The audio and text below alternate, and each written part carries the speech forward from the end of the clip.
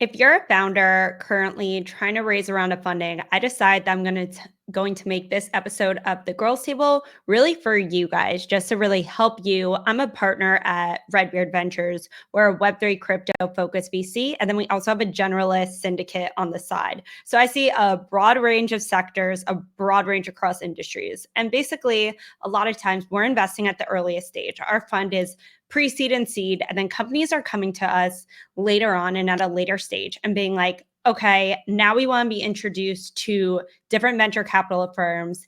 Can you help us? And one miss I see a lot of founders do is, first off, they don't have a clear blurb about their company. So first thing you could do is write a 3 to 5 sentence blurb about what you do. Then I do fundraising history. So include the terms that you previously raised, any past investors that you had on the cap table, the valuation that you previously raised at. If you currently have a term sheet, I would include the valuation of your current round. I'd also include any traction that you might have, so any revenue to date, along with any partnerships that you might have, any light paper that you have, along with the DocSend for your deck. I'd also make sure that your DocSend includes or requires an email. This is so that if investors are going in, and sometimes investors share deal flow on the side, if somebody's putting in their email address, right now you're tracking, and DocSend does this for you, how long an investor spent on the deck, what they looked at, and then you have your email. So if somebody looked at your deck or was sent around, you could easily follow up with those investors. But today I'm sharing with you a template that I think every founder should have. So I'm just going to go ahead and take the next few minutes to share my screen and walk you through this. Okay, so it's pretty simple, guys. The first column is a firm. So really do your homework. Look at different VC funds that invest in your sector and your stage. I think this is super important. A lot of people put me into a sequence on LinkedIn, and I get all these random messages in sectors that we've never invested in, that we would never touch, and that's completely outside our broad range. And it's really just up to you as a founder to find this information, to put this into your Excel, easy for tracking. So first one's going to be the firm, then the partner name. This, I think, is just helpful to have this information and know who you're chatting with. The next is going to be status. There's a couple of different ones that we currently have in here. We have, did they commit? Are they currently in diligence? Did the meeting get completed? Meeting scheduled? Did they actually opt into a meeting and now you're just waiting for it? Intro sent, intro needed, pass before meeting, or pass after meeting. The next is going to be, do they lead? Do they follow? Maybe you're not sure. A lot of VC funds also do both. Next is going to be your intro source. I have 3 columns here because it's not just one intro source. Sometimes somebody introduces you and it never gets anywhere. Or sometimes maybe you have 2 into the company. Maybe they have 2 partners and you have 2 completely different intros. I would say don't just assume that one intro is fine, and if it didn't work, it didn't work. Try again. Don't take a no as a never. The next is going to be a category. So what do they invest in? Are they crypto? Are they Web3, frontier tech, space, robotics, biotech? You name it, you should have it in here and be tracking. Then the last thing is any notes. So how did the call go? I would obviously have a bigger section for this in your own CRM, but this is just kind of that one-liner. How'd it go? What are they looking for? What's next steps?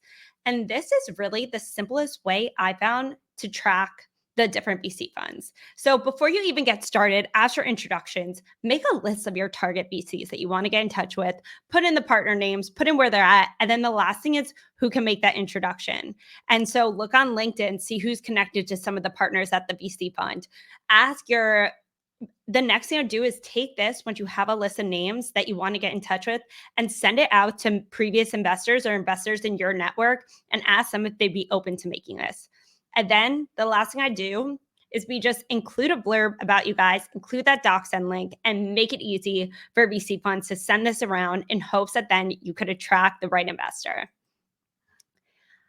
I'm making this video quick and easy for any founders that are currently looking to raise a round of funding or are planning to raise a round of funding.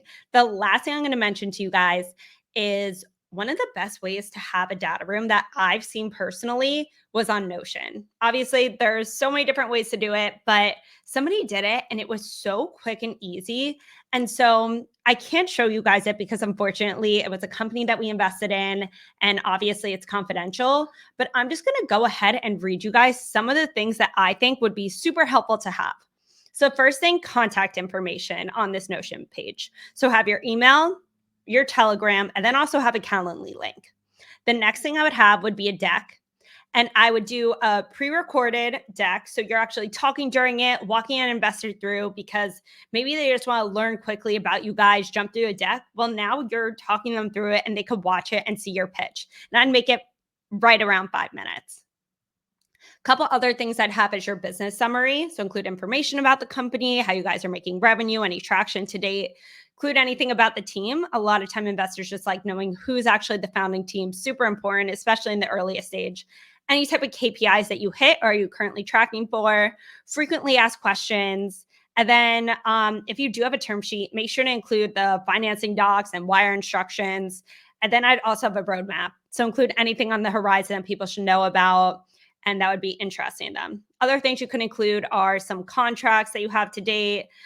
Your cap table is super important, and there's a lot more to include. But if you're really early stage, just want the basics of sending it and trying to get in touch with some investors, that's a data room that I've seen. I'm here to answer any questions. I'm happy to share the link to the Excel so that you guys can make a copy of it and make your own. And I'm here to help along the way. Thanks, guys, for listening. Appreciate it.